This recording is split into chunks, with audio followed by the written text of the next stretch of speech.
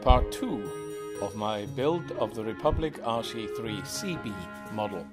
This video is a slideshow with a voiceover of some pictures I took while building it. Week 2.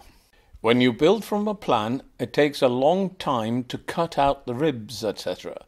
needed for the model. Strangely enough, I find this a very enjoyable task, even though it takes a lot of time. Here I have glued the part of the plan showing the ribs and other things onto a 3mm balsa sheet, and I'm looking forward to cutting or sawing it all out. This is what this same sheet of balsa looks like after I cut it out. There are few things as enjoyable as this. The plastic box contains the balsa bits I cut out before. Next, I pasted the plan with the wing ribs onto 1.5mm balsa to cut out the last parts. Then I enjoyed myself cutting them out. A sharp knife and a coffee cup definitely help with this kind of work. However, I don't get bored doing this. I arranged the fuselage formers that I have cut out to see how they fit together. Then it turned out that rib F7 is not on the cutting plan.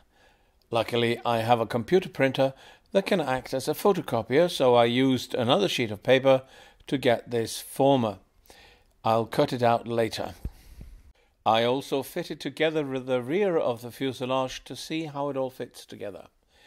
It's quite complicated, but it all seems to fit together nicely.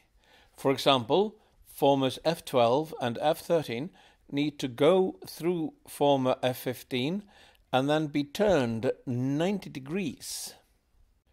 The next morning I started by cutting out the F7 fuselage rib, which was missing from the cutting sheet.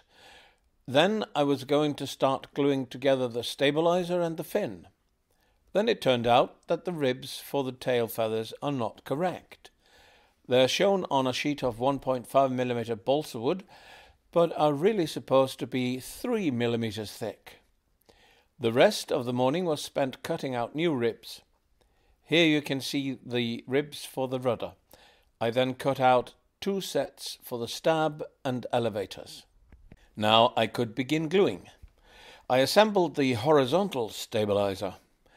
It is typical in structure and not at all complicated. Then came the vertical stab, or fin. It is also easy to assemble. Here are the tail parts covered with balsa and ready for action. Next are the control surfaces. They are not covered with balsa. I rounded the leading edges of the tail surfaces and sanded them smooth and nice. Then I assembled the rudder and 2 elevators. Next, I'll start on the wings. And so I have started on the wing. I began with the wing centre section because there's a lot going on there. Here are the centre wing spars pieces, the ribs that slide over them, and the plywood dihedral braces.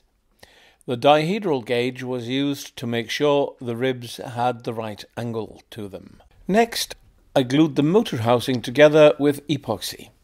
It sits over the rear wing spar and ties the motor to the wing with unbreakable bonds.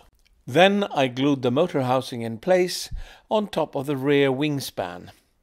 Underneath it are some plywood pieces which hold it in place even more and are also used to bolt the wing to the fuselage.